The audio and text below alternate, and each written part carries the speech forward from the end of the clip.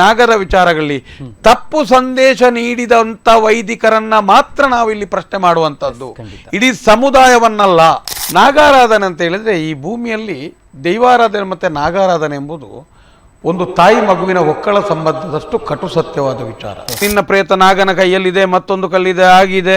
ಏನು ಇವನ ಪ್ರೇತ ಅಂದ್ರೆ ಇಲಿಯ ಅದು ನಾಗ ಕಚ್ಚಿಕೊಂಡು ಹೋಗ್ಲಿಕ್ಕೆ. ದೈವದ ಮೂಲ್ಯವನ್ನೇ ಹಾಕದವರು, ದೈವದ ಒಂದು ಅಗೆಲನ್ನೇ ತಿನ್ನದವರು, ದೈವವನ್ನೇ ನಂಬದವರ ಹತ್ರ ನನ್ನ ಕಲ್ಲುಟ್ಟಿಯನ್ನು ಪಂಜುರ್ಲಿಯನ್ನು ಹೇಗೆ ನಂಬುವುದು ಅಂತೇಳಿ ಅವರ ಹತ್ರ ಕೇಳುವ ಸ್ಥಿತಿ ನಿಮಗೆ ನಿರ್ಮಾಣ ಆಯ್ತಂದ್ರೆ ಏನಿರ್ಬೋದು? ದೊಡ್ಡ ನಾಗನ ಹೆಡೆ, ಅದರಲ್ಲಿ ಗೋಲಿ ಸೋಡದ ಕಣ್ಣು, ಮತ್ತೆ ನಿಮ್ಮ ಬೈಂಡಿಂಗ್ ಅವರಿನ ನಾಲಿಗೆ, ಹಳದಿ ಬಣ್ಣ. ನಾನು ಕೆಲವು ಕಡೆ ನೋಡುವಾಗ VRL ನವರ ಡಿಪ್ಪೋ ನಾಗಬನೋ ಅಂತ ನಮಗೆ ಕನ್ಫ್ಯೂಸ್ ಆಗ್ತಾ ಇದೆ. ಕಾಯ ಆಗದ ಮರದ ಹೂವನ್ನೂ ಹಾಕಬಾರದು ದೇವರಿಗೆ, ದೈವಕ್ಕೆ. ಕರು ಸತ್ತ ದನದ ಹಾಲನ್ನು ಹಾಕಬಾರದು ಎಂಬ ನಿಯಮವಿದೆ. ಈಗ ನೋಡಿ, ನೀವು ಹಾಲು, ತುಪ್ಪ, ಬೆಣ್ಣೆ ಎಲ್ಲ ಅದಕ್ಕೆ ಹಾಕ್ತೀರಿ. ಈ ಒಂದು ಸರಿಗೆ ಅಂತ ಒಂದು ನಾಲಿಗೆಯಲ್ಲಿ ಎಷ್ಟು ತಿನ್ನಬಹುದು ನಾಗ? ಜ್ಯೋತಿಷನ ಕಡೆಗೆ ಹೋಗುವವರೆಗೂ ನೀವು ಆತ್ಮಸಾಕ್ಷಿಯಾಗಿ ಹೋಗಿದ್ದೀರಿ.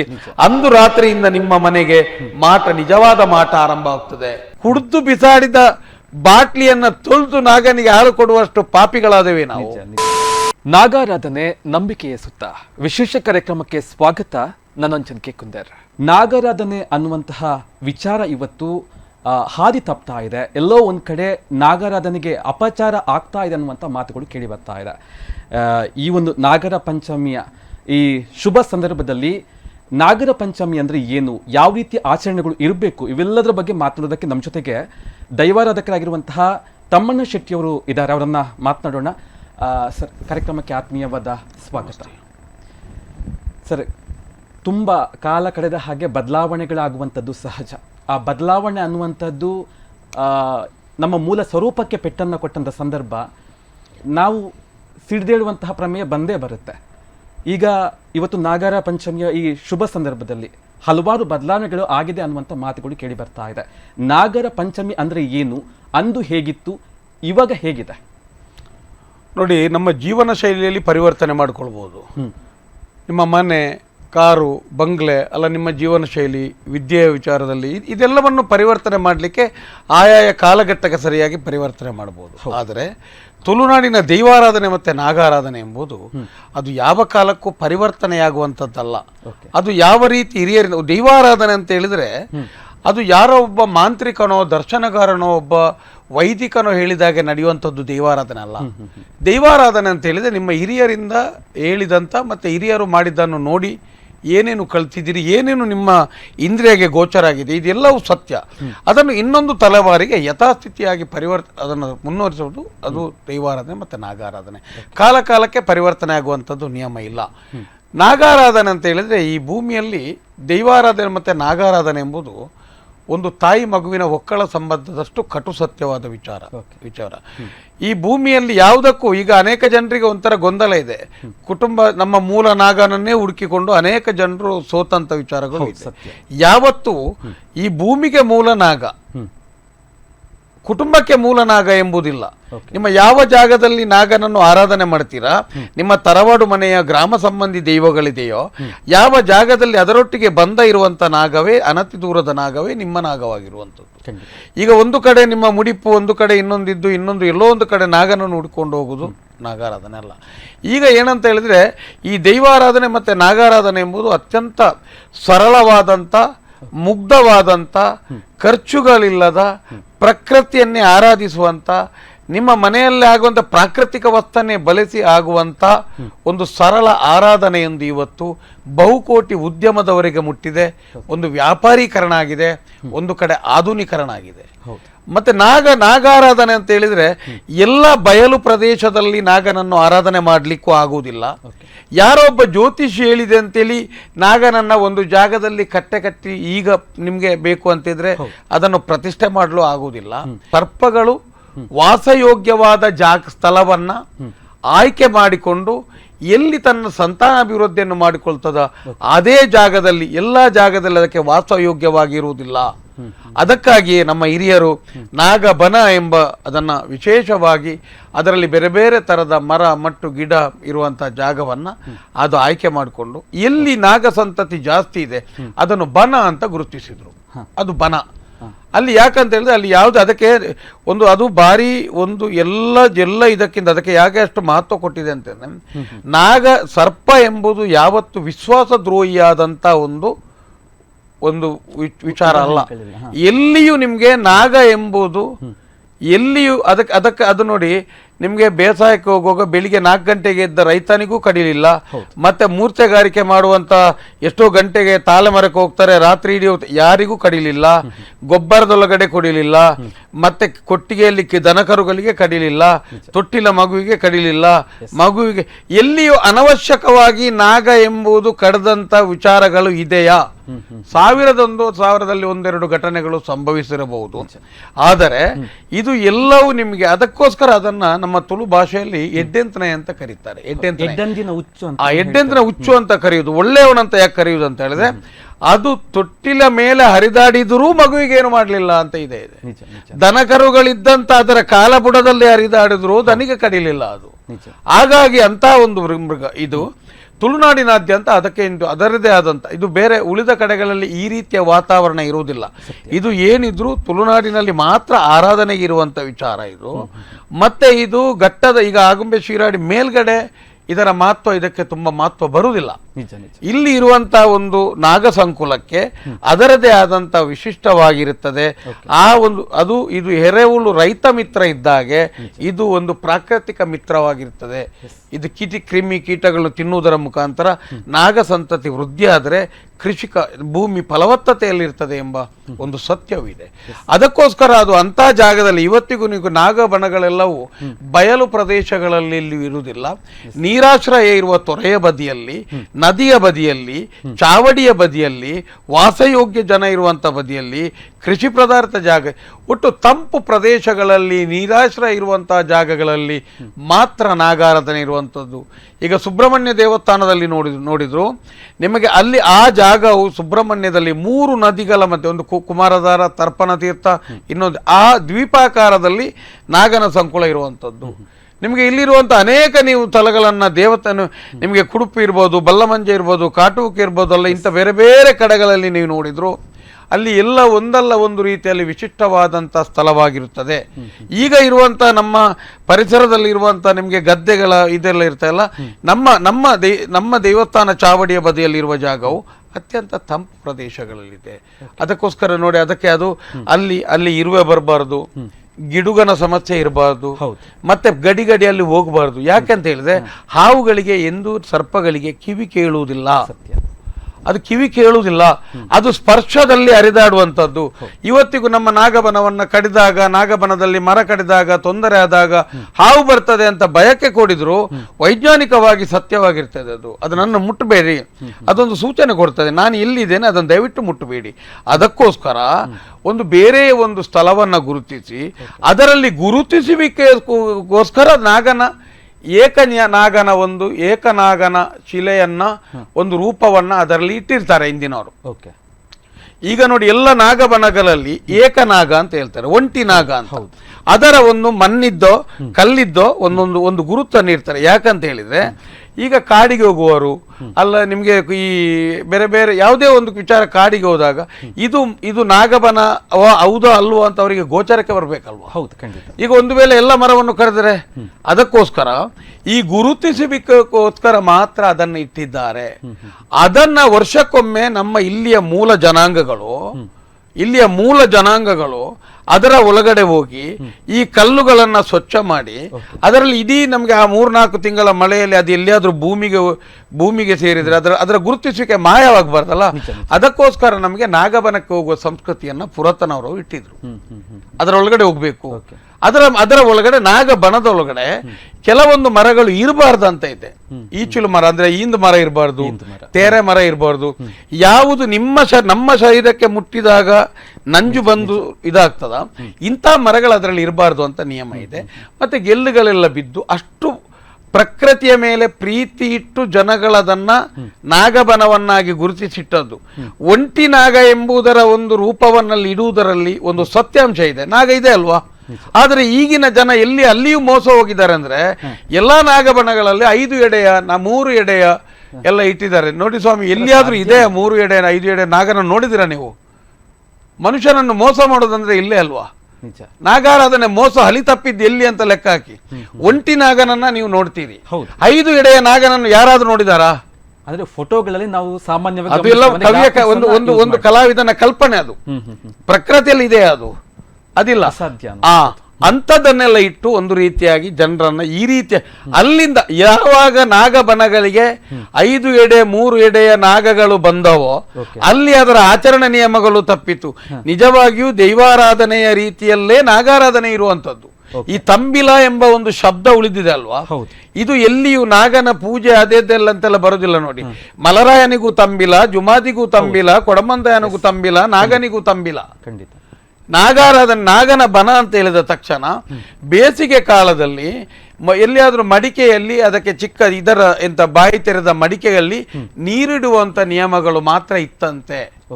ಯಾಕಂತ ಹೇಳಿದ್ರೆ ಈಗ ನೋಡಿ, ನೀವು ಹಾಲು ತುಪ್ಪ ಬೆಣ್ಣೆ ಎಲ್ಲ ಅದಕ್ಕೆ ಹಾಕ್ತೀರಿ. ಈ ಒಂದು ಸರಿಗೆ ಅಂತ ಒಂದು ನಾಲಿಗೆಯಲ್ಲಿ ಎಷ್ಟು ತಿನ್ನಬಹುದು ನಾಗ? ಸಾಧ್ಯವೇ ಇಲ್ಲ ಅಲ್ಲ. ನಾಗ ಅದಕ್ಕೆ ಈ ನೀವು ಇಟ್ಟಂತ ತಣ್ಣೀರಿನ ಸುತ್ತ ನಾಗ ಮಲಗಿದಾಗ ಅದರ ತಂಪಿನಿಂದ ಬದುಕುವಂಥದ್ದು ನಾಗ. ಒಟ್ಟಿನಲ್ಲಿ ನಾಗ ಎಂಬುದು ಅತ್ಯಂತ ತಂಪಾಗಿ ಇರುವಂತ ಗಿಡ ಮರಗಳ ಮಧ್ಯದಲ್ಲಿ ಅದರಲ್ಲಿ ಎಲ್ಲ ರೀತಿಯಲ್ಲಿ ಸೂರ್ಯನ ಒಂದು ನಾಗಬನ ಅಂದ್ರೆ ನಮಗೆ ನೋಡಿದಾಗಲೇ ಒಂದು ಭಯ ಆಗ್ತದೆ. ನಾಗನಿಗೆ ಇರುವಂತದ್ದಿಷ್ಟೇ, ಅದನ್ನ ಹೊರಗಿನಿಂದ ನಾಗನನ್ನ ಪ್ರಾರ್ಥಿಸಿ ನಿನ್ನ ಸಂತಾನಾಭಿವೃದ್ಧಿ ಆಗಲಿ, ಈ ಪ್ರಕೃತಿ ಬೆಳಗಲಿ, ನಿನ್ನ ಸಂತಾನ ಇನ್ನಷ್ಟು ವೃದ್ಧಿಯಾಗಲಿ, ನಮ್ಮ ಸಂಸಾರವನ್ನು ಬೆಳಗಿಸುವಂತೇಳಿ ಬನದ ಹೊರಗಿನಿಂದ ಪ್ರಾರ್ಥಿಸುವಂತ ರೂಢಿಗಳು ಮಾತ್ರ ಇತ್ತಂತೆ. ಯಾಕೆ ಇನ್ನೊಂದು ಏನಂದ್ರೆ ಮನುಷ್ಯನ ಸಂತಾನಾಭಿವೃದ್ಧಿಗೂ ನಾಗನಿಗಿರುವಂತ ಸಂಬಂಧ ಅಂತ ಹೇಳಿದ್ರೆ ಅಂತ ಒಂದು ನಾಗ ಸರ್ಪಗಳೆಲ್ಲವೂ ಮೈಥುನ ಕ್ರಿಯೆ ಕಾಮ ಅದರ 7 ದಿನಗಳವರೆಗೆ ಈ ರೀತಿಯಾಗಿ ಅದು ಇರ್ತದೆ ಅಂತ ನಿಯಮ ಇದೆ. ಅದಕ್ಕೆ ತೊಂದರೆಗಳೇ ಆಗಬಾರದು ಅಂತ ನಿಯಮಗಳಿದೆ. ಆದ್ದರಿಂದ ಎಲ್ಲಿಯೋ ಪ್ರಕೃತಿಯ ಬದಿಯಲ್ಲೂ ಯಾರೂ ಹೋಗದ ಜಾಗದಲ್ಲಿ ನಾವೀಗ ಇಟ್ಟಿದ್ದೇವೆ.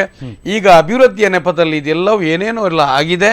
ಒಟ್ಟಿನಲ್ಲಿ ನಾವು ಕಾಣುವಂತ ಈ ತುಳುನಾಡಿನಲ್ಲಿ ನಾಗಾರಾಧನೆ ಎಂಬುದು ಅತ್ಯಂತ ಸತ್ಯವಾದ ಆರಾಧನಾ ನಿಯಮ.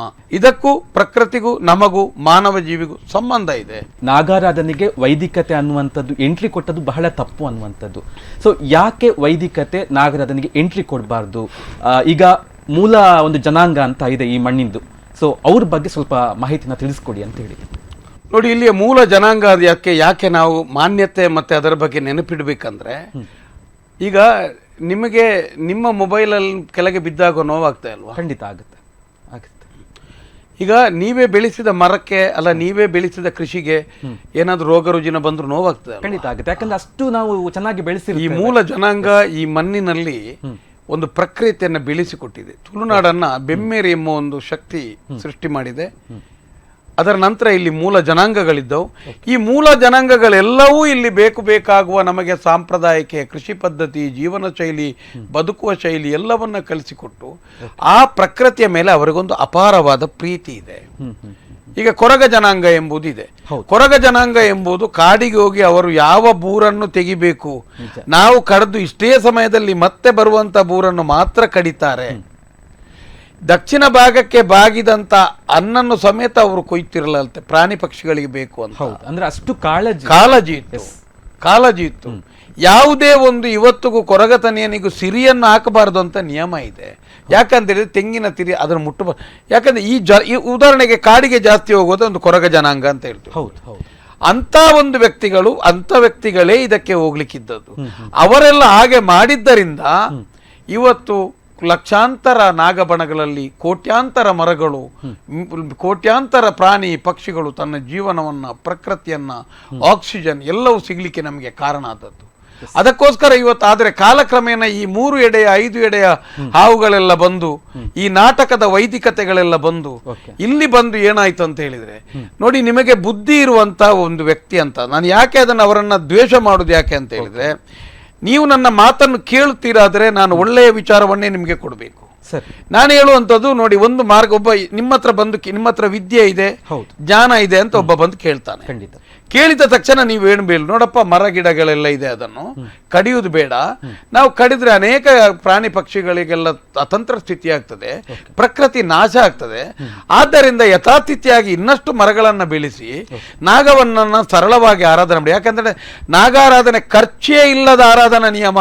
ಸತ್ಯ. ದೈವಾರಾಧನೆ ಮತ್ತೆ ನಾಗಾರಾಧನೆ ಎಂಬುದು ಖರ್ಚೇ ಇಲ್ಲದ ನಾಗಾರಾಧನೆ.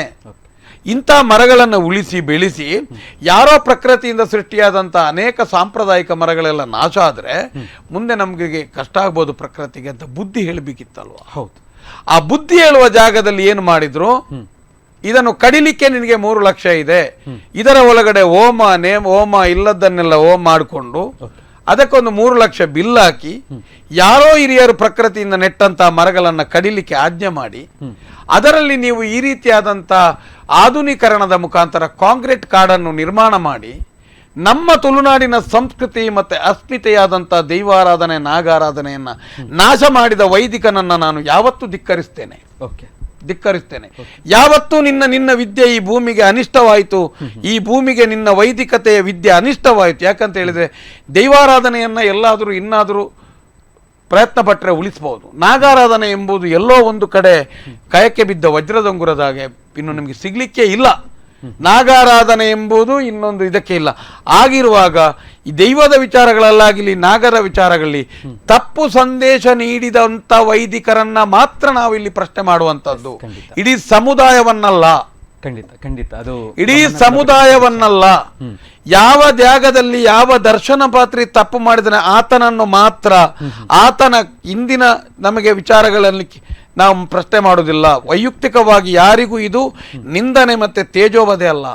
ನಾನು ಹೇಳುವಂಥದ್ದು, ನಿಮ್ಮ ವಿದ್ಯೆಯು ನಮ್ಮ ಪ್ರಕೃತಿಗೆ ಪೂರಕವಾಗಿರಬೇಕು.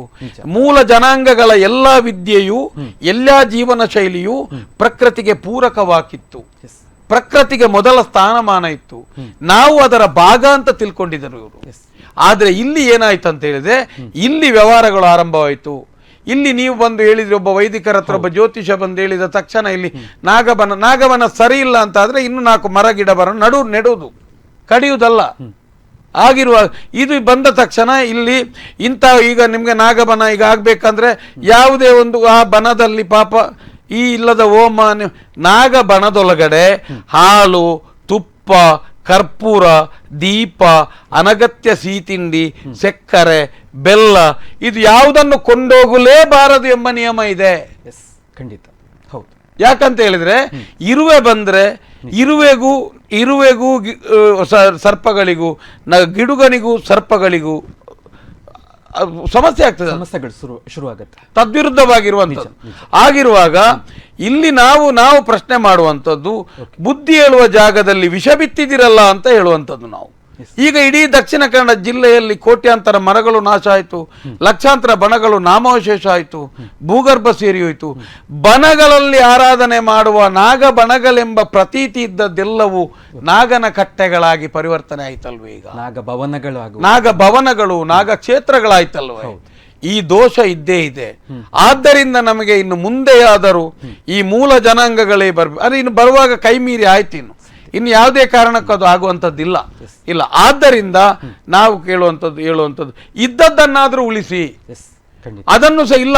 ನಾವು ಸಾಧಾರಣ ನಾಗಬಣಗಳನ್ನ ಎಲ್ಲವನ್ನು ಪ್ರವೇಶ ಮಾಡಿದ್ದೇವೆ, ಎಲ್ಲಾ ಕಡೆ ನಾಗಬಣಗಳನ್ನ ಒಳಗಡೆ ಹೋಗಿದ್ದೇವೆ. ಅನೇಕ ಕಡೆಗಳಲ್ಲಿ ಎಲ್ಲವೂ ಕಡೆ ಒಳಗಡೆ ಕಾಂಕ್ರೀಟ್ ಇಡುವುದು, ಕಬ್ಬಿಣದ ಸರಳುಗಳು, ಮರಣ ಮಧ್ಯ ಅಂದ್ರೆ ಆ ಪೂಜಾ ವಿಧಾನವೇ ತಪ್ಪು. ನಾಗನಿಗೆ ಮಂತ್ರ ಇಲ್ಲ, ತಂತ್ರ ಇಲ್ಲ, ಆರತಿ ಇಲ್ಲ, ನಾಗನಿಗೆ ಇಂಥ ಯಾವ ಕ್ರಮವೂ ಇಲ್ಲ. ಬನದ ಹೊರಗಿಂದ ಪ್ರಾರ್ಥಿಸುವುದು ಮಾತ್ರ, ನಿನ್ನ ಸಂತಾನಾಭಿವೃದ್ಧಿ ಆಗಲಿ ಎಂಬ ಒಂದೇ ಒಂದು ಮಾತು ಬಿಟ್ಟರೆ ಇನ್ನು ಯಾವುದು ಮಾತಾಡ್ಲಿಕ್ಕಿಲ್ಲ. ಈಗ ಸಿಹಿ ತಿಂಡಿ, ಉಂಡೆ, ನೈವೇದ್ಯ ಎಲ್ಲ ಏನೇನೆಲ್ಲ ತಯಾರಾಗಿದೆ. ಯಾವ ನಾಗ ತಿಂತಾನೆ? ಆಕ್ಲೇಶ ನಾಗನಿಗೂ ಆತ್ಮವನ್ನು ಈಗ ಮನುಷ್ಯನಿಗೆ ಒಂದು ಪ್ರೇತಾರಾಧನೆ ಮತ್ತೊಂದಿದೆ, ಅದಕ್ಕೂ ಈಗ ಆಕ್ಲೇಶ ಬಲಿ, ಉಂಡೆ ಇಡುದು, ಪಿಂಡ ಬಿಡುವುದು ಎಲ್ಲವೂ ಸಹ ಶುರುವಾಗಿದೆ. ಒಂದು ಕಡೆ ದರ್ಶನದವರು ಭಯಪಡಿಸೋದು, ನಿನ್ನ ಪ್ರೇತ ನಾಗನ ಕೈಯಲ್ಲಿದೆ, ಮತ್ತೊಂದು ಕಲ್ಲಿದೆ, ಆಗಿದೆ. ಏನು ಇವನ ಪ್ರೇತ ಅಂದ್ರೆ ಇಲಿಯ, ಅದು ನಾಗ ಕಚ್ಚಿಕೊಂಡು ಹೋಗ್ಲಿಕ್ಕೆ ಯಾವ ನಾಗನ ಕೈಯಲ್ಲಿದೆ ಹೇಳಿ ಅವನು ಬಂದು? ಈ ಮಾಧ್ಯಮದಲ್ಲೇ ನಾನು ಅವರ ಹತ್ರ ನೇರ ಚರ್ಚೆಗೆ ಸಿದ್ಧನಿದ್ದೇನೆ. ಎಲ್ಲೂ ಇಲ್ಲ. ಆಗಿರುವಾಗ ಇದು ಎಲ್ಲವನ್ನ ನಮಗೆ ಜ್ಞಾನ ಇದ್ದವರು ಅವಿದ್ಯಾವಂತರು ಮೌಖಿಕ ಪರಂಪರೆಯಲ್ಲಿ ದೈವಾರಾಧನೆ ಮತ್ತು ನಾಗಾರಾಧನೆ ಮತ್ತು ಈ ಪ್ರಕೃತಿಯನ್ನು ಉಳಿಸಿ ಬೆಳೆಸ್ಕೊಂಡು ಬಂದರು. ಇವತ್ತು ವಿದ್ಯೆ ಕಲ್ತಂಥ ಆಗಮಶಾಸ್ತ್ರ, ಪಾಂಡಿತ್ಯ, ಸಂಸ್ಕೃತ, ದರ್ಶನ, ಜ್ಯೋತಿಷ್ಯಗಳ ಇಂಥ ಪರಿಸ್ಥಿತಿಗೆ ಸಿಲುಕಿ ಅಂದು ಅವಿದ್ಯಾವಂತರು ಉಳಿಸಿದಂಥ ಈ ನಾಗಾರಾಧನೆ ಇಂದು ವಿದ್ಯಾವಂತರ ಕೈಯಲ್ಲಿ ಭೂಗರ್ಭ ಸೇರುವ ಸ್ಥಿತಿ ನಿರ್ಮಾಣ ಐತಿ. ಇದು ನಮಗೆ ಭಯ ಇರುವಂಥದ್ದು. ಇದು ನಮಗೆ ಇವತ್ತಿಗೂ ದ್ವೇಷ ಇದೆ. ಓಕೆ, ಇವತ್ತಿಗೂ ನಾವು ದ್ವೇಷವನ್ನೇ, ಯಾವ ಪುರೋಹಿತನೊಬ್ಬ ದೈವಾರಾಧನೆ ಮತ್ತೆ ನಾಗಾರಾಧನೆಯನ್ನ ತನ್ನ ಹೆಂಡತಿ ಮಕ್ಕಳಿಗೆ ಸಾಕ್ಲಿಕ್ಕೋಸ್ಕರ ಈ ರೀತಿಯಾಗಿ ವ್ಯಾಪಾರೀಕರಣ ಮಾಡಿ ಸಮಸ್ಯೆ ಮಾಡಿದಂಥವನ ಮೇಲೆ ಇನ್ನು ಮುಂದೆಯೂ ನಾವು ಮಾತಾಡ್ತೇವೆ. ತಮ್ಮಣ್ಣ ಶೆಟ್ರೆ, ನಾವು ಅವಾಗಲೇ ಮಾತನಾಡ್ತಾ ಇದ್ವಿ, ಬಹಳಷ್ಟು ಬದಲಾವಣೆಗಳಾಗಿದೆ. ಆ ಬದಲಾವಣೆಗಳ ವಿಚಾರಗಳ ಬಗ್ಗೆ ಸಿಡಿದಿದ್ದವರು ತಾವು. ಈಗ ಮತ್ತೊಂದು ವಿಚಾರಗಳನ್ನ ಮಾತನಾಡೋದಾದ್ರೆ, ಈ ಹಿಂದೆ ಇದ್ದಂತಹ ನಾಗಬನಕ್ಕೂ ಈಗಿರುವಂತಹ ನಾಗಬನಕ್ಕೂ ಇರುವಂತಹ ವ್ಯತ್ಯಾಸಗಳು ಏನು, ಯಾಕಾಗಿ ಆಯಿತು ಅನ್ನುವಂಥದ್ದು. ನೋಡಿ, ಪ್ರಸ್ತುತ ಸಮಯದಲ್ಲಿ ಮನುಷ್ಯನ ಸಂಪತ್ತು ನಾಗಾರಾಧನೆಗೆ ಮತ್ತೆ ದೈವಾರಾಧನೆಗೆ ಒಂದು ಚಿಕ್ಕ ಮುಳುವಾಯಿತು. ಓಕೆ, ಒಂದು ಅರ್ಥದಲ್ಲಿ ಅದನ್ನು ಜನರು ಹೇಳ್ತಾರೆ, ಅವರ ನಮಗೆ ಹಣ ಬಂದಿದ್ದರೆ ನಾಗಾಯಿತು ಹೀಗಾಯಿತು. ಆಗಲ್ಲ, ಅದು ಸಮಸ್ಯೆಯೂ ಆಗಿದೆ. ಓಕೆ, ಯಾವ ಒಂದು ಹಚ್ಚ ಹಸಿರಿನಿಂದ ಕೂಡಿದಂಥ ಒಂದು ತಂಪು ಪ್ರದೇಶದಲ್ಲಿ ಇರಬೇಕಾದಂಥ ನಾಗನನ್ನ ತಾವು ಒಬ್ಬ ಯುವಕರಾಗಿದ್ದೀರಾ, ತಾವು ನಿಮ್ಮ ಗಮನಕ್ಕೆ ಈಗಿನ ನಾಗಬಣಗಳೆಲ್ಲ ಯಾವ ರೀತಿ ಕಾಣ್ತದೆ? ಕಾಂಕ್ರೀಟೀಕರಣ ಆಗಿದೆ, ಮಾಡು ಬಂದಿದೆ, ಅದು ಅಷ್ಟೇ ಬಂದಿಲ್ಲ. ಒಂದು ನೆಕ್ಕ ಹಾಕಿ ಒಂದು ಇರುವಂತ ಕಾಡಿನಲ್ಲಿ ಈಗ ಸಂಪೂರ್ಣ ಆ ಮರವನ್ನು ಕಡಿಯುವಾಗ ಒಂದು ಈ 1 ಲಕ್ಷ 5 ಲಕ್ಷ 3 ಲಕ್ಷ ಮರ ಕಡಿಲಿಕ್ಕೆ ಫೀಸ್ ತೆಗೆದುಕೊಳ್ಳುವಂತ ಈ ವೈದಿಕರು ಅವರಿಗೆ ಅದರಲ್ಲಿ ಒಂದು 50,000 ಆದ್ರೂ ಹಿಂದೆ ಕೊಟ್ಟು ಇದರಲ್ಲಿ ಎಷ್ಟು ಮರಗಳಿದೆ ಇದನ್ನಾದರೂ ನೀವು ಇದರ ನೆನಪಿನಲ್ಲಿ ಹತ್ತಿರವಾದರೂ ನೆಡಿ ಅಂತ ಹೇಳುವಂಥದ್ದು ಹೋಗುದಿಲ್ಲ. ಮಾರ್ಗದರ್ಶನ ಕೊಟ್ಟು ಈಗಿನ ನೀವು ನಿಜವಾಗಿ ಈಗಿನ ಕಟ್ಟೆಗಳನ್ನು ನೋಡಿದಾಗ ಕಳೆದ ಸಲ ಈಗ ನಾಡ್ದೀಗ ಬರ್ತಾ ಇದೆ, ಕಳೆದ ಸಲ ಹಾಕಿದಂತ ಅರಸಿನ ಉಡಿ ಕೆಲವಿನ ಕಡೆ ಇವತ್ತಿಗೂ ನಾಗನ ಬಿಂಬದ ಮೇಲೆ ಇದೆ. ನಾಗನಿಗೆ ನೋಡಿ, ಅರಸಿನ ಉಡಿ ಎಂಬುದು ಒಂದು ಆಂಟಿಬಯೋಟಿಕ್ಸ್, ಅಂದ್ರೆ ಅದು ಮನುಷ್ಯನಿಗೆ ನಿರೋಧಕ ಶಕ್ತಿ, ಅದು ಆರೋಗ್ಯಕರ ಇದೆ, ಹೌದು. ಆದರೆ ನಾಗನಿಗೆ ಎಲ್ಲಿಯೂ ಅದರ ಧೂಳು ಆಗುವುದೇ ಇಲ್ಲ. ನಿಷಿದ್ದು ಅದು ನೋಡಿ, ಇದು ಎಲ್ಲವೂ ಈ ಉಪಯೋಗ ಆಗುತ್ತದ್ದು ಎಲ್ಲಿ ನಮ್ಮ ಈಗ ಇಂದಿನ ಮೂಲ ಜನಾಂಗದವರು ತಪ್ಪಲ್ಲ. ಕಲ್ಲನ್ನ ಸ್ವಚ್ಛ ಮಾಡಲಿಕ್ಕೆ ಉದಾಹರಣೆಗೆ ನಿಮಗೆ 12 ವರ್ಷಕ್ಕೊಮ್ಮೆ ಬಾಹುಬಲಿಗೆ ಸಂಬಂಧಿಸಿದ ಮಸ್ತಕಾಭಿಷೇಕಗಳು ಸಿಗ್ತದೆ. ಆ ಮಸ್ತಕಾಭಿಷೇಕದಲ್ಲಿ ನಿಮಗೆ ಕೆಲವು ನಮೂನೆದ ಕೇಸರಿ, ಕಷಾಯ, ಮತ್ತೆ ಇಕ್ಷುರಸ, ಬೊಂಡ ನೀರು, ಹಾಲು, ತುಪ್ಪ, ಗಂಧ, ಬೇರೆ ಬೇರೆ ತರದ ಲೇಪನಗಳನ್ನ ಹಾಕಿ ಅಂದ್ರೆ ಅದರ ಅರ್ಥ ಕಲ್ಲಿಗೂ ಒಂದು ರೀತಿಯ ಕೇಡು ಬರ್ತದೆ ಅಂತ ಹೇಳ್ತಾರೆ. ಆ ಮೂರ್ತಿಗೆ ಕೇಡು ಬರದ ರೀತಿಯಲ್ಲಿ ಅದರಲ್ಲಿರುವಂತಹ ಪಾಚಿಗಳು ಏನಾದ್ರು ಇದ್ದಾಗ ಅದೆಲ್ಲ ಹೋಗುವಂಥದ್ದು, ಅದೆಲ್ಲ ಅದಕ್ಕೋಸ್ಕರ ಅಂತ ಒಂದು ಅಭಿಷೇಕಗಳ ಮುಖಾಂತರ ಅದನ್ನು 12 ವರ್ಷಕ್ಕೊಮ್ಮೆ ಸ್ವಚ್ಛ ಮಾಡುವಂತ ನಿಯಮ ಇರುವಂತದ್ದು. ಅದೊಂದು ಆರಾಧನೆಯ ಭಾಗವಾಗಿಯೂ ಇದೆ. ಅದು ಒಂದು ಅರ್ಥದಲ್ಲಿ ಅಂದ್ರೆ ಆ ಮೂರ್ತಿಯ ಮೇಲೆ ನಂಬಿಕೆ. ಅದೇ ರೀತಿ ಈ ನಾಗನ ಕಲ್ಲನ್ನ ಸ್ವಚ್ಛ ಮಾಡ್ಲಿಕ್ಕೋಸ್ಕರ ಕೆಲವು ವಿಚಾರಗಳನ್ನ ಮಾಡಿಟ್ಟಿದ್ರು. ಆದ್ರೆ ಈಗ ನೀವು ಕಳೆದ ಸಲ ಹಾಕಿದ ಕೊನೆಗೆ ಎಲ್ಲ ಆದ ನಂತರ ಕಳೆದ ವರ್ಷ ಹಾಕಿದ ಹೂ ಇವತ್ತಿಗೂ ಆ ಬನದಲ್ಲಿ ಇದೆ. ಅದು ನಿಮ್ಮ ಆರಾಧನಾ ನಿಯಮದಲ್ಲಿ ಬರುವ ಅದಂದ್ರೆ ಇದರಲ್ಲಿ ಅದನ್ನು ತೆಗೆಯುವ ನಿಯಮ ಇಲ್ಲ, ಹಳದಿಯ ವಿಚಾರ ಇಲ್ಲ. ನೋಡಿ, ಕಾಂಕ್ರೀಟಿನಲ್ಲಿ ಒಂದು ಮಾರ್ಗದಲ್ಲಿ ಹಾವಿದ್ದು ಹರಿದಾಡ್ಲಿಕ್ಕೆ ಆಗುದಿಲ್ಲ, ಅದಕ್ಕೆ ಇವತ್ತು ನಾಗಬನಕ್ಕೆ ಗ್ರೈನೇಟ್ ಹಾಕಿದ್ದೀರಿ. ಎಲ್ಲಿಯಾದರೂ ಈಗಿನ ನಾಗನ ಬನದಲ್ಲಿ ನಾಗ ಬದುಕಲಿಕ್ಕೆ ಯೋಗ್ಯವಾಗಿದೆಯೋ ಅಲ್ಲ, ನೀವು ಒಂದು ಪಿಲಿಕುಳದಿಂದ ಒಂದು ತಂದು ಬಿಟ್ರೆ ಬದುಕ್ತದ ಅಲ್ಲಿ ನೋಡಿ ಅಂತೆ? ಸಾಧ್ಯ ಇಲ್ಲ. ನಿಲ್ಲಿಕ್ಕೆ ಅದರಲ್ಲಿ ಸರಿಯಾದ ಇಲ್ಲ. ಚಿತ್ರಕೂಟ ಎಂಬುದು ಸರಿಯಾದ ಕ್ರಮ ಅಲ್ಲ. ಅದನ್ನು ಅದಕ್ಕೆ ಬೇಕಾಗುವಂತ ಬೇರು ಮತ್ತೆ ತರಗೆಲೆಯ ಮತ್ತೆ ಅಡಿಯಲ್ಲಿ ಎಲ್ಲಿ ಇಂಥ ಜಾಗದಲ್ಲಿ ವಾಸವಾಗಿರುವಂತ ಒಂದು ಅದು ಪ್ರಾಕೃತಿಕವಾಗಿರುವಂಥದ್ದು. ಅಂತ ಜಾಗದಲ್ಲಿ ಈಗ ನಾಗ 5 ಎಡೆಯ 8 ಎಡೆಯ 11 ಎಡೆಯ ನಾಗ, ಅದಕ್ಕೆ ನಿಮ್ಮ ಹತ್ರ 4 ಹೋಟ್ಲು ಬರುವ ವರ್ಷ ಇನ್ನೊಂದಾದ್ರೆ ಅದಕ್ಕೆ ಬೆಳ್ಳಿಯ ಕವಚ, ಮೇಲೆ GST ನಿಮಗೆ ತಗಡಿನ ಶೀಟು ಅದರ ನಂತರ ಕೆಲವು ಗೇಟ್ಗಳಲ್ಲಿ ಕಂಬಗಳಲ್ಲಿ ಎಲ್ಲವೂ ಜೀವಂತ ನಾಗ ಎಲ್ಲಿಯೂ ಕಾಣುವುದಿಲ್ಲ. ಆದರೆ ನಾಗನ ಚಿತ್ರಗಳು ಬರೋದು ಇಲ್ಲಿ ತನಕ ಆಗಿದೆ ಅಂತ ಹೇಳಿದ್ರೆ, ನಾನೊಂದೆರಡು ಕಡೆ ನೋಡಿದ್ದೇನೆ. ನಾಗಬಣದ ಮೇಲುಗಡೆಯಿಂದ ದೊಡ್ಡ ನಾಗನ ಹೆಡೆ, ಅದರಲ್ಲಿ ಗೋಲಿ ಸೋಡದ ಕಣ್ಣು, ಮತ್ತೆ ನಿಮ್ಮ ಬೈಂಡಿಂಗ್ ಅವರಿನ ನಾಲಿಗೆ, ಹಳದಿ ಬಣ್ಣ. ನಾನು ಕೆಲವು ಕಡೆ ನೋಡುವಾಗ VRL ನವರ ಡಿಪ್ಪೋ ನಾಗಬನವೋ ಅಂತ ನಮಗೆ ಕನ್ಫ್ಯೂಸ್ ಆಗ್ತಾ ಇದೆ. ಎಷ್ಟು ಯಾರು ಇವರಿಗೆ ಹಳದಿ ಬಣ್ಣವನ್ನು ಆಯ್ಕೆ ಮಾಡಿ ಕೊಟ್ಟದಂತ ಬೇಕೀಗ? ಗ್ರೀನರಿಲಿರುವಂತಹ ಒಂದು ಪಚ್ಚೆಯಾಗಿರುವಂತಹ ನಾಗಬನವನ್ನ ಹಳದಿ ಬಣ್ಣ ಕೊಟ್ರೆ ಇದು ನಾಗಬನ ಅಂತ ಗುರುತಿಸುವ ಮಟ್ಟಕ್ಕೆ ನಾವು ಮೂರ್ಖರಾದೇವಾ? ನಿಜ. ಜೀವಂತ ನಾಗ ಬದುಕುವ ಜಾಗದಲ್ಲಿ ಇವತ್ತು ಗೋಲಿ ಸೋಡದ ಗೋಲಿಯ ಕಣ್ಣಿನ ಸರ್ಪ, ಮತ್ತೆ ಇಂಥ ಒಂದು ಬೈಂಡಿಂಗ್ ವೈರ್ನ ಬೇರೆ ಬೇರೆ ಚಿತ್ರದ ನಾಲಿಗೆ ಇಟ್ಟು ಕಂಬದಲ್ಲಿ ಗೇಟಿನಲ್ಲಿ ಕೂತ್ಕೊಳ್ಳುವಲ್ಲಿ ಎಲ್ಲವೂ ನಾಗನ ಚಿತ್ರ ಬಿಡಿಸು. ಯಾರನ್ನು ಪ್ರಕೃತಿಯನ್ನು ಮಂಗ ಮಾಡುವಷ್ಟು ನಿಮ್ಮ ಭಕ್ತಿಯ ಮುಟ್ಟಿತೆ? ಖಂಡಿತ. ಎಲ್ಲಿದೆ ಅದು ಹೇಳಿ? ಅಲ್ಲಿ ನಾಗನಿಗೆ ಒಂದು ನೀರು ಬೀರಬೇಕು, ಅದಕ್ಕೆ 6 ತಿಂಗಳು 3-4 ತಿಂಗಳು ಮಳೆಗಾಲದ ನೀರು ಬೀಳ್ತದೆ, ಒಂದು 3 ತಿಂಗಳು ಪನಿ ಅಂತ ಬೀಳ್ತದೆ, ಅದು ಅದರಲ್ಲೆಲ್ಲ ಹೋಗ್ತದೆ, ಸ್ವಚ್ಛವಾಗಿರ್ತದೆ. ಬಿಸಿಲು ಇಲ್ಲಿ ಎಲ್ಲಿ ನಿಮಗೆ ಕಬ್ಬಿಣದ ಯಾವುದನ್ನು ಹಾಕಬಾರ್ದು, ಹೂ ಹಾಕಬಾರ್ದಂದ್ರೆ ಹೂವನ್ನೇ ಹಾಕೋದು. ನಿಮ್ಮ ಗ್ರೈನೇಟ್ ಹಾಕಬೇಡ, ಇಂಟರ್ಲಾಕ್ ಹಾಕಬೇಡ ಅಂತ ಹೇಳಿದ್ರೆ ಅದನ್ನೇ ಹಾಕುವಂಥದ್ದು. ನೀವೀಗ ಶೀಟ್ ಕಬ್ಬಿಣದ ಶೀಟ್ನೊಳಗೆ ನಮಗೆ ಕೂತ್ಕೊಳ್ಳಿಕ್ಕೆ ಆಗುದಿಲ್ಲ, ನಾಗ ಕೂತ್ಕೊಳ್ಳಿಕ್ಕೆ ಆಗ್ತದ? ಅದರಲ್ಲೂ ನಿಮ್ಗೆ ಹಳದಿ ಬಣ್ಣ ಎಲ್ಲೆಲ್ಲಿ ಜಾಗ ಇದೆ ಅಲ್ಲಿ ಎಲ್ಲ ನಾಗನ ಚಿತ್ರವನ್ನ ಬಿಡಿಸಿ ಜನರನ್ನ ಭಯಗ್ರಸ್ತವನ್ನಾಗಿ ಮಾಡಿದೆ. ಎಲ್ಲಿಯಾದರೂ ಈಗ ನಾಗನ ಕಟ್ಟೆಗಳಾಗಿ ಇದೆ, ಜಡನಾಗನ ಕಟ್ಟೆಯಾಗಿದೆ ಅಲ್ಲದೆ ನಿಜನಾಗನ ಕಟ್ಟೆ ಎಲ್ಲಿಯೂ ಇಲ್ಲ. ಬದುಕುವ ನಾಗನ ಇದರಿಂದ ಅನೇಕ ತುಳುನಾಡಿನ ಅಲಿಯ ಕಟ್ಟಿನ ಕುಟುಂಬಗಳು ಇವತ್ತಿಗೂ ಶಾಪಗ್ರಸ್ತರಾಗಿ ಅನೇಕ ಸಮಸ್ಯೆಗಳು ಒಳಗಾಗ್ತಾ ಇದೆ. ನಮ್ಮಲ್ಲಿ ಆದಂತ ಅನವೇ ನಮ್ಮ ದೈವ ಕ್ಷೇತ್ರವೋ ನಾಗಕ್ಷೇತ್ರಕ್ಕೋ ಅನಿಷ್ಟವಾಗ್ತಾ ಇದೆ.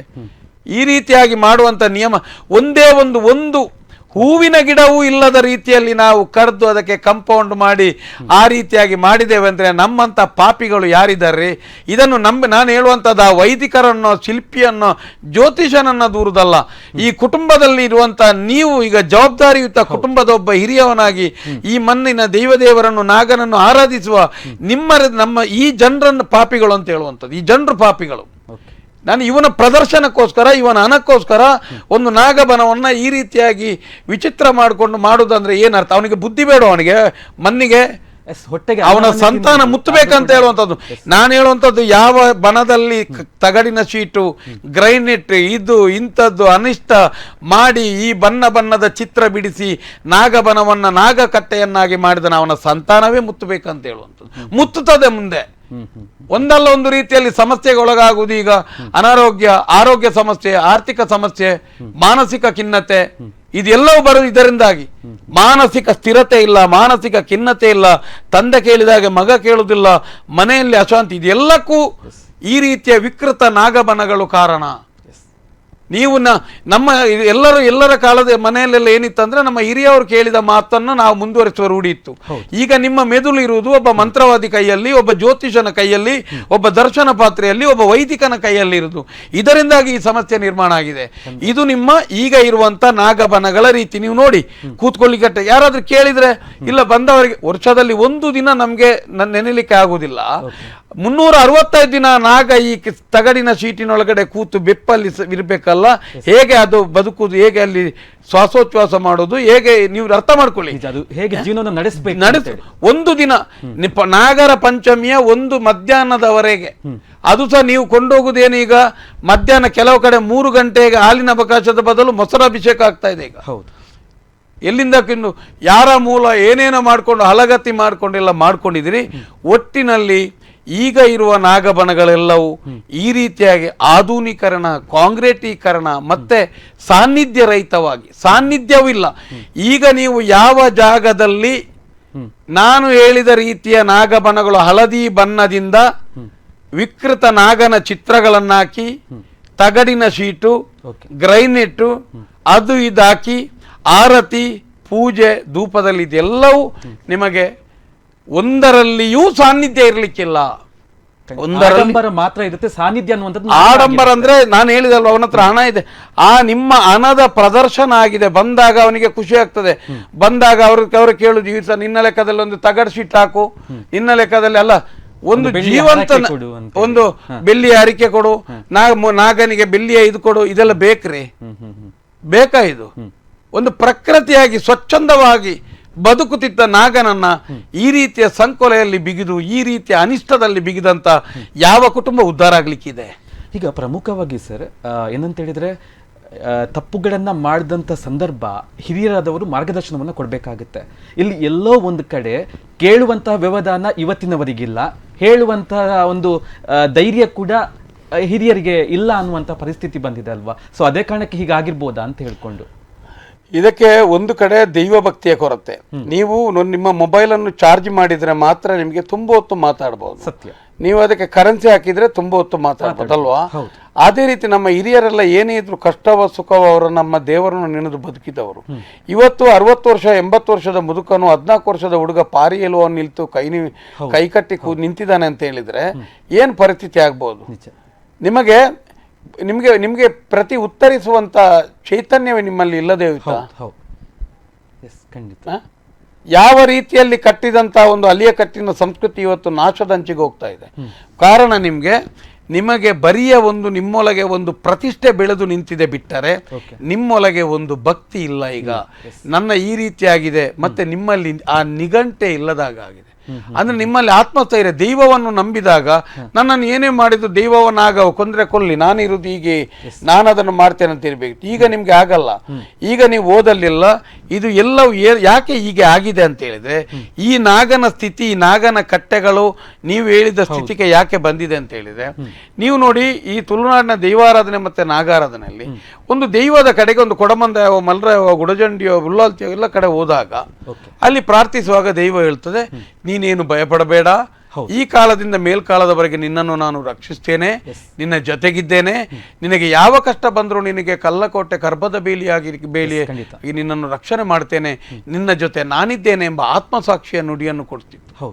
ಅದನ್ನು ನೀವು ಒಂದು ಕ್ಷಣ ನೀವು ಕೇಳಿದ್ರೆ ಇಡೀ ವರ್ಷ ನಿಮ್ಮಲ್ಲಿ ಪ್ರತಿಧ್ವನಿಸ್ತಾ ಇರ್ತದೆ. ಅದು ಖಂಡಿತ ನಿಮ್ಮಲ್ಲಿ ಪ್ರತಿಧ್ವನಿಸ್ತಾ ಇರ್ತದೆ. ಅದು ನಿಮಗೆ ಕ್ಷಣ ಕ್ಷಣಕ್ಕೂ ಧೈರ್ಯ ತುಂಬಿಕೊಂಡಿರ್ತದೆ. ಅದರಿಂದ ಅಲ್ಲಿಗೆ ದೈವಾರಾಧನೆ ಸತ್ಯ ಮತ್ತೆ ವಿಚಾರ ಇರುವುದು.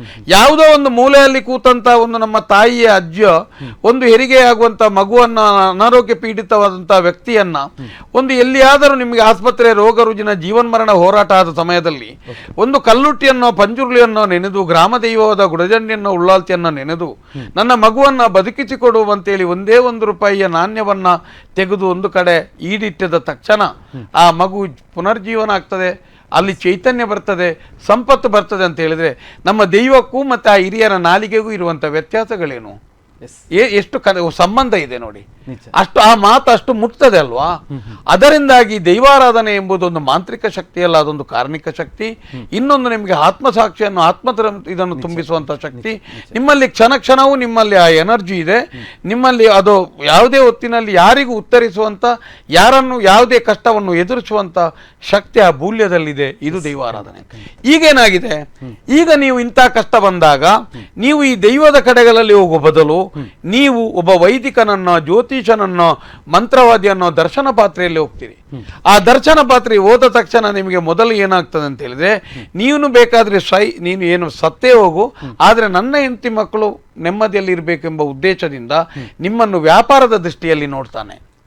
ಆ ವ್ಯಾಪಾರದ ದೃಷ್ಟಿಯಲ್ಲಿ ನೋಡಿದಾಗ ಮೊಟ್ಟ ಮೊದಲು ಮಾಡುವ ಅವನ ಕೆಲಸ, ನೀನು ಎಲ್ಲ ಪ್ರಶ್ನೆ ಇಟ್ಟಾಗ ದರ್ಶನ ಪಾತ್ರೆ ಮಾತಾಡುವಂಥದ್ದು, ನಿನ್ನ ನಾಗ ಸರಿ ಇಲ್ಲ, ನಿನ್ನ ನಾಗನ ಕೈಯಲ್ಲಿ ನಿನ್ನ ಹಿರಿಯರ ಪ್ರೇತ ಇದೆ, ನಿನ್ನ ಮನೆಯಲ್ಲಿ ನಾನು ಬಂದು ಕೂತಿದ್ದೇನೆ, ಒಂದು ಕಾಲು ಒಳಗಿಟ್ಟಿದ್ದೇನೆ, ಒಂದು ಕಾಲು ಹೊರಗಿಟ್ಟಿದ್ದೇನೆ, ನಿನ್ನನ್ನು ನಾನು ಕೊಲ್ತೇನೆ, ನನ್ನನ್ನು ನಂಬದಿದೆ, ಇದಾಗಿದೆ, ನಿನಗೆ ಮಾಟದ ಮಾಡಿದ್ದಾರೆ, ನಿನ್ನ ಮಾಟದಲ್ಲಿ ಒಂದು ಭೂತ ಬಂದಿದೆ, ನಿನ್ನ ನಾಗ ಆಗಿದೆ, ನಿನ್ನ ಈ ರೀತಿಯಾಗಿ ನಿಮಗೆ ಅಲ್ಲಿ ದೈವದ ಸಾನ್ನಿಧ್ಯದಲ್ಲಿ ಎಲ್ಲವೂ ಧನಾತ್ಮಕವಾದ ಚಿಂತನೆಗಳು ಬಂದ್ರೆ, ವಿಚಾರಗಳು ನಿಮ್ಮನ್ನು ಸೆಳೆದ್ರೆ, ಇಲ್ಲಿ ಎಲ್ಲವೂ ಋಣಾತ್ಮಕವಾದ ನಿಮ್ಮನ್ನು ಭಯಗ್ರಸ್ತದ ಕಡೆಗೆ, ಅಲ್ಲಿಯವರೆಗೆ ಆ ಮಂತ್ರವಾದಿ ದರ್ಶನ ಜ್ಯೋತಿಷನ ಕಡೆಗೆ ಹೋಗುವವರೆಗೂ ನೀವು ಆತ್ಮಸಾಕ್ಷಿ ಹೋಗಿದ್ದೀರಿ, ಅಂದು ರಾತ್ರಿಯಿಂದ ನಿಮ್ಮ ಮನೆಗೆ ನಿಜವಾದ ಮಾಟ ಆರಂಭ ಆಗ್ತದೆ.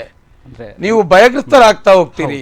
ನನ್ನ ಹಿರಿಯರು ನಾಗನ ಕೈಯಲ್ಲಿದ್ದಾರೆ, ನನ್ನ ನಾಗ ನಿಮಗೆ ಕ್ಷಣ ಕ್ಷಣ ಬೆಳಿಗ್ಗೆ ಇದೆ, ನನ್ನ ನಾಗ ಸರಿ ಇಲ್ಲ, ನನ್ನ ಭೂತ ಸರಿಲ್ಲ, ಎಲ್ಲೋ ಒಂದು ಕಡೆ ಭೂತ ಬಂದಾಗಿದೆ, ಒಂದು ಕಾಲು ಒಳಗಿಟ್ಟಿದ್ದಾನೆ, ಇದು ಆಗಿದೆ, ಮಾಟ ಮಾಡಿದ್ದಾರೆ. ಇಲ್ಲಿಂದ ನಿಮ್ಮ ದಿನಚರಿ, ನಿಮ್ಮ ಅಭಿವೃದ್ಧಿಗಳು ಕುಂಠಿತವಾಗ್ತಾ ಹೋಗ್ತದೆ, ಮಾನಸಿಕ ನೆಮ್ಮದಿ ಕಳ್ಕೊಳ್ತೀರಾ ನೀವು.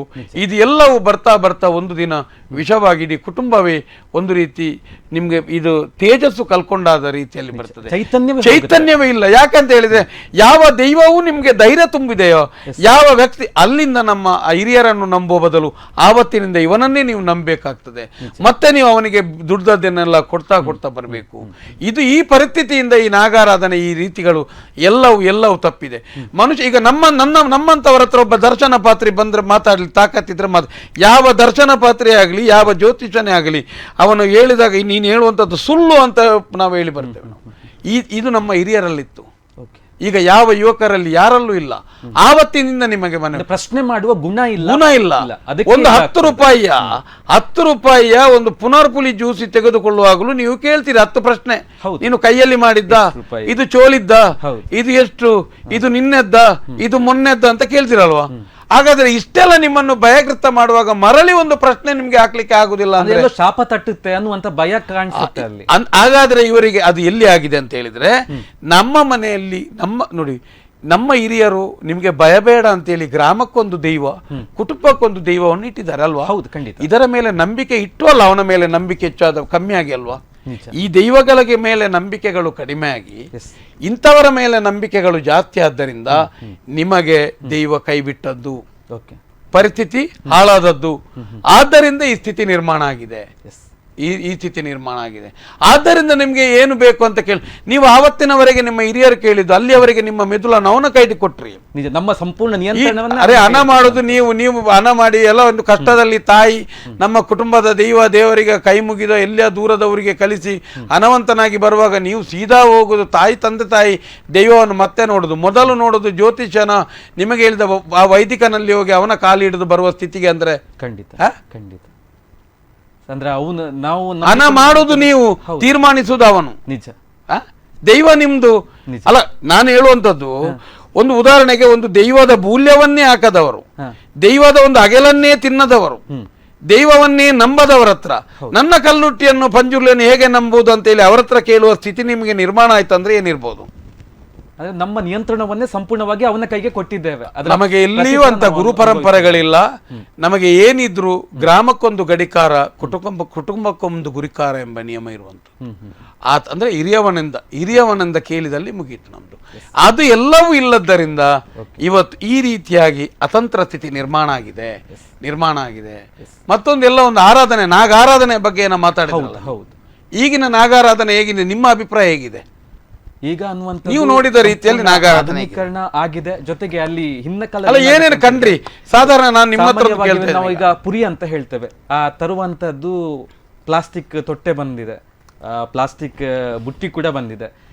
ಏನ್ ಮಾಡಬಾರ್ದು ಅದು ಆಗ್ತಾ ಇದೆ ಅನ್ನುವಂಥದ್ದು ಸಂಪೂರ್ಣ ಚಿತ್ರಣ ನೀವು ಸರಿ ಗಮನಿಸಿ. ಈ ಸಲದಿಂದ ಇಷ್ಟರವರೆಗೆ ನೀವು ನನ್ನ ಲೆಕ್ಕಾಚಾರಕ್ಕೆ ಅದು ಯಾಕೆ ಗಮನಿಸುವುದಿಲ್ಲ ಅಂತ ಹೇಳಿದ್ರೆ, ಅಲ್ಲಿ ಒಂದು ಕಡೆ ಎಲ್ಲರೂ ಈಗ ಕಾಯುವುದೇನು ಅಂತ ಹೇಳಿದ್ರೆ, ನಾನು ಬದುಕಬೇಕು, ಸಾಯ್ತೇನೆ ಎಂಬ ಒಂದು ಭಯದಿಂದ ಸಾಯುದು. ನಾನು ಇಲ್ಲ ಅಂತಂದ್ರೆ ಸಾಯ್ತೀರಿ ಅಂತ ಹೇಳ್ತೇನೆ, ಸತ್ರ ಸಾಯ್ಲಿ ಅಂತ ಹೇಳಿ ಅಂತೆ. ಆ ಧೈರ್ಯ ಹಾಕಿಲ್ಲ. ಆಯುಷ್ಯ ಬರೆದದ್ದು ದೇವರು. ನಿಜ. ನಾಳೆ ನಮಗೂ ಶಾಪ ಇಟ್ಟು ಸಾಯ್ಲಿ, ನಾಳೆ ಈ ಕ್ಷಣದಲ್ಲೂ ಸಾಯ್ಬಹುದು. ಸಾಯುವುದಕ್ಕೂ ನಾವು ಇದಕ್ಕೂ ಏನು ಸಂಬಂಧ? ಇವ್ರು ಏನು ಮಾಡ್ತಾ ಇದ್ದಾರೆ, ನಾನು ಇಲ್ಲ ಹಾಗೆ ಮಾಡದಿದ್ರೆ ಸಾಯ್ತಾರಂತೆ, ನಾವು ಹಾಳಾಗ್ತೇವೆ ಅಂತೆ. ಇದೆಲ್ಲ ಈ ತರ ಎಲ್ಲ ಇದಕ್ಕೋಸ್ಕರ ನಾವು ಅವನ ಬೆನ್ನ ಹಿಂದೆ ಹೋಗುದು. ಗೊತ್ತಾಯ್ತು ನಿಮಗೆ? ಈಗಿನ ನಾಗಾರಾಧನೆಯನ್ನು ನೋಡಿದ್ರೆ ತುಂಬಾ ನೋವಾಗ್ತದೆ ನೋಡಿ. ಎಲ್ಲಿ ತನಕ ಅಂತ ಹೇಳಿದ್ರೆ, ಈಗ ಮಳೆಗಾಲದಲ್ಲೇ ಬರುವಂತದ್ದು ಪಂಚಮಿ. ನೀವು ತೊಟ್ಟೆಯಲ್ಲೇ ತಂದ ಬೆಳ್ತಿಗೆ ಅಕ್ಕಿಯನ್ನು ಅದನ್ನು ಒಂದು ಬಾಳೆ ಎಲೆಯಲ್ಲೂ ಹಾಕದೆ ಗಿಚ್ಚಿಸದೆ ಅದರ ಮೇಲುಗಡೆ ನೀವು ತೆಂಗಿನಕಾಯಿ ಇಟ್ಟು ದೇವರನ್ನು ಮಂಗೆ ಮಾಡ್ತೀರಂದ್ರೆ, ಪ್ಲಾಸ್ಟಿಕ್ ತೊಟ್ಟೆಯಲ್ಲಿ ಒದುಲುಗಳನ್ನು ಹಾಕಿ ಅದರ ಮೇಲೆ ಪನಿಯಾರ ಇಡುವುದ ಪರಿಸ್ಥಿತಿಯಲ್ಲಿ ಒಬ್ಬ ವೈದಿಕ ಮುಟ್ಟಿದಾನೆ, ನಾಗಾರಾಧನೆ ಮುಟ್ಟಿದಾನೆ ಅಂದ್ರೆ ಏನಿರ್ಬೋದು? ಇಲ್ಲಿಯವರೆಗೆ ಸಾಗಿದೆ ಅಂತ ಲೆಕ್ಕ ಹಾಕಿ ನೀವು. ನಾಗಬನಕ್ಕೆ ಪ್ರವೇಶ ಮಾಡಬಾರದು ಅಂತಲೇ ಇದೆ ಗಡಿಗಡಿ. ಅಂತ ನಾಗಬನಕ್ಕೆ ವರ್ಷಕ್ಕೆ ಒಂದು ದಿನ ನಮ್ಮ ಮೂಲ ಜನಾಂಗದವರು ಹೋಗಿ ಅದನ್ನೆಲ್ಲ ಸ್ವಚ್ಛ ಮಾಡಿ, ಆ ಕಲ್ಲನ್ನು ಸ್ವಚ್ಛ ಮಾಡಿ ಪ್ರಾರ್ಥಿಸಿ ಬರುವ ನಿಯಮ ಇದ್ದದ್ದು. ಹೌದು. ಮಳೆಗಾಲಕ್ಕೆ ದೀಪ ಕೊಂಡೋಗ್ಲಿಕ್ಕೆ ಆಗುದಿಲ್ಲ ಅದಕ್ಕೆ. ನಿಜ. ಆದ್ರೆ ಈಗ ಏನಾಗಿದೆ, ಈಗ ಬಂಟಿಂಗಿನಿಂದ ಕಟ್ಟುದು. ಇಡೀ ಕೆಲವು ನಾಗಬಣಗಳು ಕೇಸರಿ ಬಂಟಿಂಗಿಂದ ಫುಲ್ ಆವೃತವಾಗಿದೆ, ದೀಪಧೂಪಗಳಿಂದ ಆವೃತವಾಗಿದೆ, ಬೇರೆ ಬೇರೆ ಥರದ ಪಂಚಕಜ್ಜಾಯಗಳು, 300ರಿಂದ 500 ತಂಬಿಲಗಳು, ಇದು ಎಲ್ಲವೂ ಇದ್ದು ನೋಡಿ. ಎಲ್ಲವೂ ನಿಮಗೆ ಅಲ್ಲಿ ಯಾವುದೇ ಒಂದು ರೀತಿಯ ಬೂರಿನಿಂದ ಬಟ್ಟಿ ಮಾಡಿದ ಬಟ್ಟಿಯೂ ಇಲ್ಲ. ಬರಿಯ ಪ್ಲಾಸ್ಟಿಕ್ ತೊಟ್ಟೆ, ಪ್ಲಾಸ್ಟಿಕ್ ಬಟ್ಟಿ, ಪ್ಲಾಸ್ಟಿಕ್ ಏನೇನಿದೆ ಅದರಲ್ಲಿ ಎಲ್ಲವಲ್ಲೇ ಹಾಕೋದು.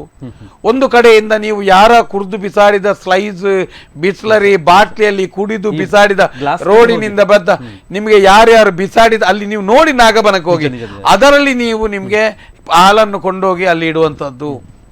ನಾಗನ ಕಲ್ಲಿಗೆ ಹಾಕಿದ ನೀರನ್ನು ಯಾವತ್ತು ಕುಡಿಬಾರದು ಅಂತ ನಿಯಮ ಇದೆ. ಅಭಿಷೇಕ ಮಾಡುವಂಥದ್ದು, ಈಗ ರುದ್ರಾಭಿಷೇಕ ಇರುವ ಜಾಗದಲ್ಲಿ ನಿಮಗೆ ಪ್ರದಕ್ಷಿಣಾಕಾರವು ವ್ಯತ್ಯಾಸವಾಗಿರ್ತದೆ ನೋಡಿ. ಅಲ್ಲಿಂದ ಸುತ್ತಾಗಿ ಬಂದು ಎಡನಾಲಿಯಲ್ಲಿ ಇದು ಅಭಿಷೇಕದ ನೀರು ಹೋಗುವಲ್ಲಿಂದ ಮತ್ತೆ ತಿರುಗಿ ಆಚೆ ಬರುವ ನಿಯಮ. ಆ ಒಂದು ಅಭಿಷೇಕದ ನೀರನ್ನು ದಾಟಬಾರದು ಅಂತಲೂ ನಿಯಮ ಇದೆ. ಅಂತ ಜಾಗದಲ್ಲಿ ಇಡೀ ವರ್ಷ ಒಂದು ನಾಗನ ಕಲ್ಲನ್ನು ಇವತ್ತು ಒಬ್ಬೊಬ್ಬರಿಗೆ 5-5 ದಿನ ಅವರ ಮನೆಯಿಂದ ಹೊರಡುವಾಗ ಟೈಮ್ ಕೊಡ್ತಾರೆ. ಒಂದು ದಿನ ಆಗುವ 3:30 ಗಂಟೆ ತನಕ ಮಧ್ಯಾಹ್ನ ನಂತರ ಎಲ್ಲವೂ ಮೊಸರಾಭಿಷೇಕ, ಹಾಲಾಭಿಷೇಕ ಎಲ್ಲೂ ಇಲ್ಲ, ಗೊತ್ತಾಯ್ತು ನಿಮಗೆ. ಅದರ ನಂತರ ಎಲ್ಲವನ್ನು ಅದನ್ನು ಸ್ವಚ್ಛವು ಮಾಡದೆ, ಕೂತ ಅಡಿಗೂ ನೀರು ಹಾಕದೆ, ಒಂದು ಇಡಿಸುಡಿಯಲ್ಲಿ ಇದು ಮಾಡದೆ ಬರಿಯ ಒಂದು ಆರಾಧನೆ ಮಾಡಿಕೊಂಡು ಅದು ಆ ರೀತಿಯಾಗಿ ಮಾಡ್ತಾರೆ. ಲೆಕ್ಕ ಹಾಕಿ ನಿಮಗೆ ಕಲ್ಲಿಗೆ ಹಾಕಿದಂಥ ಅರಸಿನ ಹುಡಿ, ಬೊಂಡದ ನೀರು, ಹಾಲು, ತುಪ್ಪ ಎಲ್ಲವೂ ಮಿಶ್ರಣ ಆಗಿ ಒಂದು ಸಾಯಂಕಾಲ ಹೊತ್ತಿಗೆ ನೀವು ಎಲ್ಲಿಂದ ದೂರದಿಂದ ಬಂದವರು ಮನೆಗೆ ಕೊಂಡೋಗಿ ಇದನ್ನು ಕುಡಿದ್ರೆ ಏನಾಗಬಹುದು? ಒಂದು ನೀರಿಗೆ, ಒಂದು ಬೊಂಡಕ್ಕೆಲ್ಲ 8 ಗಂಟೆಯ ಅವಕಾಶ ಇರೋದು ಹೂವಿಗೆಲ್ಲ. ಅಂತ ನೀರನ್ನು ಅದರ ಮೇಲೆ ಅಭಿಷೇಕ ಮಾಡಿ ನೀವು ತಂದಂತ, ನಾನು 1 ಲೀಟರ್ ತಂದೆ, ನನಗೆ 1 ಲೀಟರೇ ಬೇಕು ಅಂತೇಳಿ ಅದಕ್ಕೆ ನೀವು ಕಟಾರ ಎಲ್ಲ ಇಟ್ಟು ಇದಕ್ಕೆ ಹಾಕಿದ ನೀರನ್ನು ಆ ಕಟಾರಕ್ಕೆ ಅಭಿಷೇಕ ಹಾಕಿ ಅದನ್ನು ನಾವು ಕುಡಿಯುವ ಮಟ್ಟಿಗೆ ಮಂಗ ಆಗಿದ್ದಾರೆ. ಇವ್ರು ಹೇಳ್ಬೇಕಿತ್ತಲ್ಲ, ಅಭಿಷೇಕದ ನೀರು, ಒಂದು ಅಭಿಷೇಕದ ನೀರನ್ನು ಕುಡಿಬಾರದು ಅಂತ ನಿಯಮ ಇದೆ. ಎಡನಾಳಿಯಿಂದ ಬಂದದ್ದು ಎಲ್ಲವೂ ನಿಮಗೆ ಅದು ಹೋಗ್ಲಿಕ್ಕೆ ಪ್ರಕೃತಿಗೆ, ಎದುರಿನ ಬಾಗಿಲಿಂದ ಬಂದದ್ದು ಎಲ್ಲವೂ ತೀರ್ಥವಾಗಿರ್ತದೆ, ಸ್ವೀಕಾರವಾಗಿ ತೀರ್ಥವಾಗಿರ್ತದೆ. ಅದರ ಬದಲು ಅದನ್ನು ಅದರ ಎದುರು ಎಲ್ಲವನ್ನು ಇಟ್ಟು ಚಂದ ಇಟ್ಟು ಪ್ರಾರ್ಥಿಸಿ ನೀವು ತಂದ ಹಾಳನ್ನು ನಿಮ್ಮಲ್ಲೇ ಕೊಂಡೋಗಿ ಅಂತೇಳಿ 10-20 ಕೊಡಪಾನ ನೀರನ್ನು ಹಾಕಿ ಚಂದದಲ್ಲಿ ತೊಳೆದು ಹೂವು ಪ್ರಾರ್ಥಿಸಿ ಬಂದರೆ ಸಾಲ್ದ? ನಾನು ಹೇಳುವಂಥದ್ದು ಈ ವಿಷಪೂರಿತವಾದಂಥ ಈ ವ್ಯವಸ್ಥೆ, ಒಂದು ಅಭಿಷೇಕದ ಹಾಲನ್ನು ಕುಡಿಬೇಡಿ ಅಂತ ಹೇಳುವಂಥ ಒಂದು ಮಾರ್ಗದರ್ಶನವೂ ನಮಗೆ ಇಲ್ಲದೆ ಹೋದರೆ, ನಿಮ್ಮ ಮನೆಯಲ್ಲಿ ಇವತ್ತು ವರ್ಷಂಪ್ರತಿ ಗಣೋಮ ಇದೆ, ಅದಕ್ಕೆ ಮಂಡಲ ಹಾಕುದು ಯಾಕೆಂದ್ರೆ ನಿಮ್ಗೆ ಗೊತ್ತುಂಟಾ? ಖಂಡಿತ ವಿಚಾರವನ್ನ ಅಲ್ಲವಾ? ಅದೇ ರೀತಿ ಹೇಳುವಂಥದ್ದು ಇಲ್ಲಿ ಈಗ ನೋಡಿ, ಈ ರೀತಿಯಾಗಿ ಹಾಲು ಕೊಂಡು ಹೋಗ್ಬಾರ್ದು. ತೊಟ್ಟೆ ಒಬ್ಬ ಯಜಮಾನ ಸತ್ತಿದ್ದಾನ ಅಲ್ಲಿ ಇದ್ದವನು, ಅವನನ್ನು ನಂಬಿ ಅಲ್ಲೋ ನಿಮಗೆ ನಾಗಾರಾಧನೆ ಮತ್ತೆ ದೈವಾರಾಧನೆಗಳು ಬಂದದ್ದು. ನಿನ್ನ ಕುಟುಂಬ ನಿನ್ನಲ್ಲಿ ತಾಕತ್ತು ಮತ್ತೆ ಯೋಗ್ಯತೆ ಇದೆ, ಅದಕ್ಕೋಸ್ಕರ ಈ ಮಣ್ಣನ್ನು ನಾವು ಆಯ್ಕೆ ಮಾಡ್ಕೊಳ್ತೇವೆ, ಇಲ್ಲಿ ನಾವು ಸಾನ್ನಿಧ್ಯ ಸ್ಥಾಪನೆ ಮಾಡ್ತೇವೆ, ನಾಗನಾಗ್ಲಿ ದೈವನಾಗ್ಲಿ ಇಂಥದ್ದು. ಅಂತ ಒಬ್ಬ ಯಜಮಾನನು ಇವತ್ತು ಅವನ ಕಣ್ಣೆದುರು ಈ ರೀತಿಯಂತ ವಿಕೃತವಾಗಿ ನಡೀತಾ ಇದೆ. ಎಲ್ಲೋ ಕೂತು ತಂಬಿಲ ಮಾಡಿಸೋದು, ಇದು ಮಾಡುದು, ನಾಗಬನವನ್ನು ವ್ಯಾಪಾರೀಕರಣವನ್ನಾಗಿ ಮಾಡಿದಾಗ ಇವನು ಸತ್ತೋಗಿದ್ದಾನ ಯಜಮಾನ. ಮಾತನಾಡಿದ ಪರಿಣಾಮ ಯಾಕೆ ಮಾತನಾಡ್ಲಿಲ್ಲ? ಅವನು ಮಾತನಾಡ್ಲಿಕ್ಕೆ ತಾಕತ್ತಿಲ್ಲದವನಿಗೆ ಅದನ್ನು ನಡೆಸಬೇಕು ಯಾಕೆ ಅಂತ ಹೇಳುವಂಥದ್ದು. ವೈದಿಕರನ್ನ ಜ್ಯೋತಿಷರನ್ನ ದೂರಿ ಸುಖ ಅಲ್ಲ. ನಾನು ಹೇಳುವಂಥದ್ದು ಈ ಯಜಮಾನ ಆ ದೈವಗಳ ಇರುವಂತ ಎಕರೆಗಟ್ಟಲೆ ಭೂಮಿಯನ್ನು ಲಕ್ಷಗಟ್ಟಲೆಗೆ ಮಾರಿ ಹಣ ಮಾಡಿ ಬ್ಯಾಂಕಲ್ಲಿ ಹಾಕುವಾಗ ಇವನಿಗೆ ಏನೋ ಇದಾಗುದಿಲ್ಲ, ಭೂಮಿಯನ್ನು ಹಂಚಿ ಪಾಲು ಮಾಡುವಾಗ ಏನಾಗುದಿಲ್ಲ ಅಂತ ಒಂದು ಈಗ ಎಲ್ಲ ಮಾರಿ ಆದಂತ ಇಂಥ ಇದು ಎಲ್ಲವೂ ಒಂದು 35 ನಮ್ಮ ಕಣ್ಣೆದುರು ಒಬ್ಬ ಒಂದು ಪ್ರವಾಹದಲ್ಲಿ ಸಿಲುಕಿದ ಕುಟುಂಬ ಯಾವ ರೀತಿ ನಾಶ ಆಗಿ ಹೋಗ್ತಾ, ಅದೇ ರೀತಿ ನಮ್ಮ ನೋಡುತ್ತಾ ನಮ್ಮ ನಾಗಾರಾಧನೆ ದೈವಾರಾಧನೆ ನಮ್ಮ ಕಣ್ಣಾರೆ ಕೈಯಾರೆ ನಾಶ ಮಾಡಿದೆವು, ನಾವು ಮಾಡಿದ್ದು. ಹಾಗಾಗಿ ಇಲ್ಲಿ ನೋಡಿ, ಅಲ್ಲಿ ಆರಾಧನೆ ಆಗಲಿ ಕ್ರಮ ಆಗಲಿ, ಇಲ್ಲಿ ಇದು ಮೂಲ ನಾಗಾರಾಧನೆ ರೀತಿಯಲ್ಲಿ ಉಂಟಾ? ಹಾಗಾದ್ರೆ ನೀವು ಕೇಳ್ಬಹುದು, ಈ ಮೂಲ ನಾಗಾರಾಧನೆ ಹೇಗೆ ಅಂತ ಕೇಳ್ಬಹುದು. ಮೂಲ ನಾಗಾರಾಧನೆ ಅಂತ ಹೇಳಿದ್ರೆ ನಾನು ಹೇಳಿದಾಗೆ ಮೂಲ ಜನಾಂಗಗಳು ಅದಕ್ಕೆ ಹೋಗುವಂಥದ್ದು, ಅದರ ಇಡೀ ಇರುವಂತ ಕೆಲವು ಯಾವುದೇ ರೀತಿ ಬಿದ್ದ ಗಿಡ ಮರಗಳನ್ನು ತೆಗೆಯುವುದು, ಸತ್ತ ಗಿಡ ಮರದ ಜಾಗದಲ್ಲಿ ಬೇರೆ ಬೇಕಾದ ನೆಡುವುದು, ಅದರ ನಂತರ ಅದೇ ತೊರೆಯಿಂದ ಮಳೆಯ ನೀರನ್ನು ಕೊಂಡೋಗಿ ಅದಕ್ಕೆ ಹಾಕಿ ಅದನ್ನು ತೊಳೆದು ಚಂದವಾಗಿ ಇಡುವಂಥದ್ದು. ಅದಕ್ಕೆ ಇಟ್ಟು ನಿಮಗೆ ಕೈ ಮುಗಿದು ಪ್ರಾರ್ಥಿಸಿ ನಿನ್ನ ಸಂತಾನಾಭಿವೃದ್ಧಿ ಆಗಲಿ ಅಂತೇಳಿ ಹೋಗುವಂಥದ್ದು. ಸಾಧಾರಣ ನಮ್ಮ ಗೊಂತಿಗೂ ನಮ್ಮ ಆಲೋಚನೆಯ ಪ್ರಕಾರವು ಒಂದು ಸಾಧಾರಣ ಮನೆಯಿಂದ ಒಂದು ಕುಡ್ತೆ ಹಾಲನ್ನು ಕೊಂಡೋಗುವಂತ ನಿಯಮ. ಅದು ಕೂಡ ಗ್ಲಾಸ್ ಅದು ಏನೋ ಒಂದು ಮಣ್ಣಿನ ಪಾತ್ರೆಯೋ ಕಂಚಿ ಪಾತ್ರೆಯೋ ಏನೋ ಒಂದು ಬಾಟ್ಲ್ ಸಹ ಏನು ಬಾಟ್ಲು ಎಲ್ಲಿ ತನಕ ನಮಗೆ ಒಂದು ಇದಾಗಬೇಕು ನೋಡಿ. ಕುಡಿದು ಬಿಸಾಡಿದ ಬಾಟ್ಲಿಯನ್ನ ತೊಳೆದು ನಾಗನಿಗೆ ಹಾಲು ಕೊಡುವಷ್ಟು ಪಾಪಿಗಳಾದೇವೆ ನಾವು. ನಿಜ ನಿಜ, ಅಷ್ಟು ಒಂದು ಕನಿಷ್ಠ ಮಟ್ಟಕ್ಕೆ ನಾವು ಬಂದಾಯ್ತಲ್ಲ. ಹೌದು, ನಿಮ್ಮ ಕಣ್ಣೆದುರು ಕಾಣ್ತದಲ್ಲ ಈಗ ಅಲ್ಲಿ ಈಗ ನೋಡಿ ಒಂದು ಒಂದು ಒಂದು ಒಂದು ಸುತ್ತಿಯ ಇಡುದಂದ್ರೆ ಹೇಗೆ, ಒಂದು ಬಾಳೆ ಎಲೆ ಇಡ್ತೇವೆ, ಅದಕ್ಕೆ ನೀರು ಚಿಮ್ತೇವೆ, ಅದರ ನಂತರ 3 ಸಲ ಅದಕ್ಕೆ ಎಲೆ ಹಾಕ್ತೇವೆ, ಅಕ್ಕಿ ಹಾಕ್ತೇವೆ, ಒಂದು ತೆಂಗಿನಕಾಯಿ ಇಡ್ತೇವೆ, ಅದರ ಮೇಲೆ ಹೂವು ಹಾಕ್ತೇವೆ, ಕೈ ಮುಗಿತೇವೆ, ಪ್ರಾರ್ಥಿಸ್ತೇವೆ. ಈ ರೀತಿಯಾಗಿರುವಂಥದ್ದು ಒಂದು ಪನಿವಾರ ಹಾಕುವ. ಈಗ ನಮಗೆ ಪಂಜುರ್ಲಿಗೋ ಬೇರೆ ಬೇರೆ ದೈವಗಳು ಎಳೆ ಹಾಕ್ತೇವೆ, 3 ಸಲ ಉದುಲು ಹಾಕ್ತೇವೆ, ತೆಂಗಿನ ಗಡಿ ಇಡ್ತೇವೆ, ಅದರಲ್ಲಿ ಬೆಲ್ಲ ಇಡ್ತೇವೆ, ಅದಕ್ಕೆ ಒಳ್ಳೆ ಬಾಳೆಹಣ್ಣು ಇಡ್ತೇವೆ, ಒಂದು ಕಾಯಿ ಪೂಲ್ ಇಡ್ತೇವೆ, ಒಂದಷ್ಟು ಕೊಲ್ತಿರಿ ಇಡ್ತೇವೆ. ಇದೆಲ್ಲವನ್ನು ಇಟ್ಟು ಇದು ನಾವು ನೋಡಿದ್ದಲ್ವಾ. ಹಾಗಾದ್ರೆ ಈ ಯಜಮಾನನಿಗೆ ಹುಚ್ಚು ಹಿಡಿಬೇಕಲ್ವಾ? ಇಲ್ಲ, ನೀವು ಹಾಗೆ ಮಾಡುವ ನಿಯಮ ತಪ್ಪು ಅಂತ ಹೇಳಲಿಕ್ಕೆ ಇವನಿಗೆ ಆಗುದಿಲ್ವಾ? ಹಾಗಾದ್ರೆ ಇಷ್ಟೆಲ್ಲ ಮಾಡುತ್ತಿರುವಾಗ ನಾಗನ ಬನದಲ್ಲಿ ನೀವು ತೊಟ್ಟೆಯಲ್ಲೇ ತಂದು ಅದರ ಮೇಲೆ ತೆಂಗಿನಕಾಯಿ ಇಟ್ಟು ಅದರ ಮೇಲೆ ಇಟ್ಟು ಈ ವ್ಯಾಪಾರ ಮಾಡದೆ, ಇದಕ್ಕೋಸ್ಕರ ಪುರೋಹಿತರಿಗೆ ನಾವು ಬೈಯುವಂಥದ್ದು. ಕರ್ಮಾಂಗಗಳನ್ನ ನಾವು ಬೈತೇವೆ, ಕರೆಕ್ಟ್ ಆಗಿ ಮಾಡೋದಿಲ್ಲ, ಸಮಸ್ಯೆಗಳು ಮಾಡುವುದೇ ಇಲ್ಲ. ದೈವದ ಕಲವಾಗ್ಲಿ ದೇವರ ಕಲಲ್ಲಿ ಎಲ್ಲಿಯೂ ಮಾಡುವುದಿಲ್ಲ.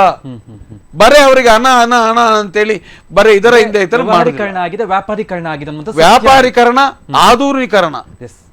ಮತ್ತೆ ಒಂದು ತೀರಿ ನಿಮ್ಗೆ ನಿಮ್ಗೆ ನಿಮ್ಗೆ ಇದ್ವೇ ಎಂತ ಇದೇ ಇದಾಗಿದೆ ಅಂತ ಪರಿವರ್ತನೆ ಆಗೋಗಿದೆ, ಕಂಪ್ಲೀಟ್ ಚೇಂಜಸ್ ಏನಿಲ್ಲ. ನೀವು ಇವತ್ತು ನಾಳೆ ಆಗುವಂತ ನಾಗಬಣಗಳು ಕೆಲವೊಂದು ಕಡೆಗಳಲ್ಲಿ ಬಿಟ್ಟರೆ 85% ಜಾಗದಲ್ಲಿ ಆಗುವಂತ ನಾಗಾರಾಧನೆ ನಾಡ್ದು ಆಗುವಂತದ್ದು ಸಂಪೂರ್ಣ ವ್ಯಾಪಾರಿಕ.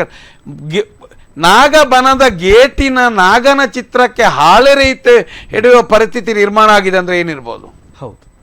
ಸತ್ವವೇ ಇಲ್ಲದ ತೊಟ್ಟೆಯ ಹಾಲನ್ನು ಕೊಂಡೋಗ್ತೇವೆ ಅಂದ್ರೆ ಏನಿರ್ಬೋದು? ನಿಜ. ಕ್ರಮವೂ ಇದೆ.